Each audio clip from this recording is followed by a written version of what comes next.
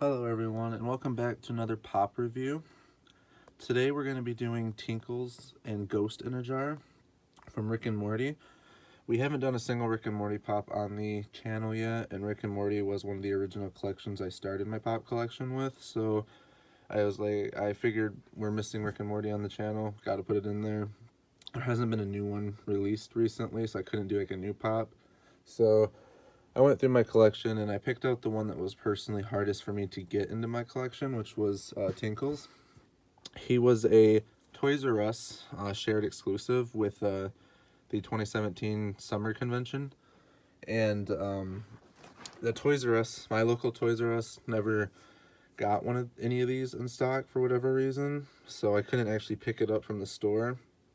And in addition to that, I obviously couldn't go to the convention, so I had to buy this from off of somebody online. So I did pay, I think, about 30 for it. Not too bad. He's worth about, I think, 46 now, or 40, around there. So he went up in value, so it's not too bad. He does glow in the dark, and he, like I said, is a 2017 summer convention exclusive. And what's cool about him too is he's the only one in this entire set that is a pop, and then he also has like a little pop with him. Put to the side here. Trying to get that in there. He is there's like a little ghost in the jar, hence the name, to his side. It's hard to see with all this glare. He's right in there. And so it's two pops in one. There's a couple pops that do that, but this is the only one in the Rick and Morty set that does that. And as far as box damage goes, there's just, you can't even really see it on the camera, but just right up there, just a little nick right there. Not too bad. And I do have the entire Rick and Morty set. The only thing I'm missing from all the lines of Rick and Morty is just the Buff Rick and Summer 2-pack from Target. I did order that when it came out, but they canceled my order, so unfortunately I didn't get one. So it is the only thing I'm missing. So if any of you out there have a Rick and Morty, or sorry, Rick and Morty, Rick and Summer Buff 2-pack, I'm definitely willing to buy that for a fair price. I am planning on getting it in a pop trade place in Ohio, probably around the end of June, maybe towards the beginning of June, sometime in June, sometime in there. I'll make a video about it with you guys, kind of like how I did the Motor City Comic Con video yesterday. So I'm hopefully gonna pick him up there.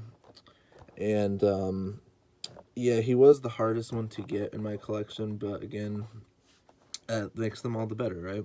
So he looks pretty cool. He does look like a girl, but he does look pretty cool. And the little ghost in the jar, it tempts me so much to take him out of here because he just looks awesome. I want to display him. And I believe the ghost in the jar is the one that actually glows in the dark. I don't think Tinkles does. I could be wrong though, but I don't think he does. I haven't actually put them under black light like I have my other glow in the dark pops, but I believe it's just a little ghost in the jar. And the biggest problem I had with getting this guy was A, he didn't show up at my Toys R Us, obviously, but B, a lot of people who were selling him were just selling him, but not the ghost in the jar. Like, you'd get it without the ghost in the jar, and I didn't understand why you'd want that. Like, why would you pay a collector's price for like part of half the item, essentially, because there's supposed to be two guys in here? So a lot of people just kept the ghost in the jar, and they didn't care about the unicorn. Yeah, he's a unicorn. I want to make sure. So yeah, it was hard to find one, and it had to be a decent price too, because you guys know I don't mind paying the value of a pop or less than the value of a pop, but I don't exceed the value. Like, if it's worth 40, I'm not paying 50 or 60. The most I'm going to pay is 40. So those were all factors that went into making him the hardest one for me to get. Every other pop in the set, I believe, yeah, every other pop in the set it was able to pick up at its respective store that it came out at, or when it came out or whatever, including Chase's, except for this guy. Toys R Us never got him, so that made things hard for me on him. But he was definitely worth it. Overall, he's a pretty cool pop. He has a cool mold. He's unique to the set, obviously. There's nothing else that has a similar mold to him in the entire Rick and Morty collection. They've never done another Tinkles or Ghost in a Jar like variant. So there's not even any like other forms of him. It's a very unique pop to the set, and on top of that, he's a convention exclusive. So I think they did really good on making the pops, and I think they did extremely good on making it a convention exclusive because it is extremely unique there's nothing else like it. So all together, definitely a really cool pop. I don't want to make the video drag on. There's not too much more to say about him. If you did enjoy the video, please leave a like and subscribe for more content. And I do shout out all the new subscribers in the video that comes out after they've subscribed. So don't forget about that.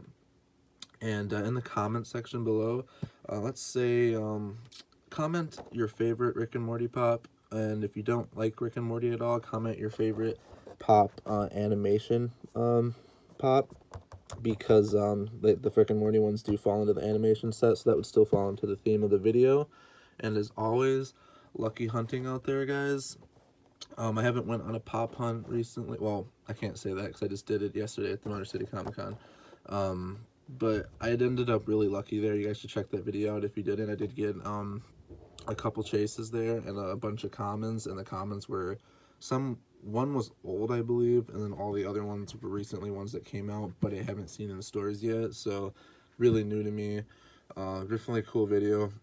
I didn't talk that much in that video, except for when we actually were at home, or sorry, in the room, revealing the pops that I picked up, because it was absolutely so loud there. I couldn't even hear myself talk, so I knew the video wouldn't be able to hear me that much, and you guys wouldn't hear it, so I didn't even bother to say much. I did talk a little bit here and there, but it wasn't really to you guys. It was to myself or to my father that was with me. But I taped both the pops. The It people were there, all the kids from It. I didn't get a good shot on them because you had to pay for that, so I didn't really get too close. You can't really see them that good in the video. I might be able to see them a little bit, but not that good. And I recorded all the costumes and stuff too that I saw, so it's not just pops. So if you like Comic Cons in general, definitely check that video out. And that's gonna wrap up our review of Tinkles and Ghost in a Jar from Rick and Morty. And have a good day, guys. Bye.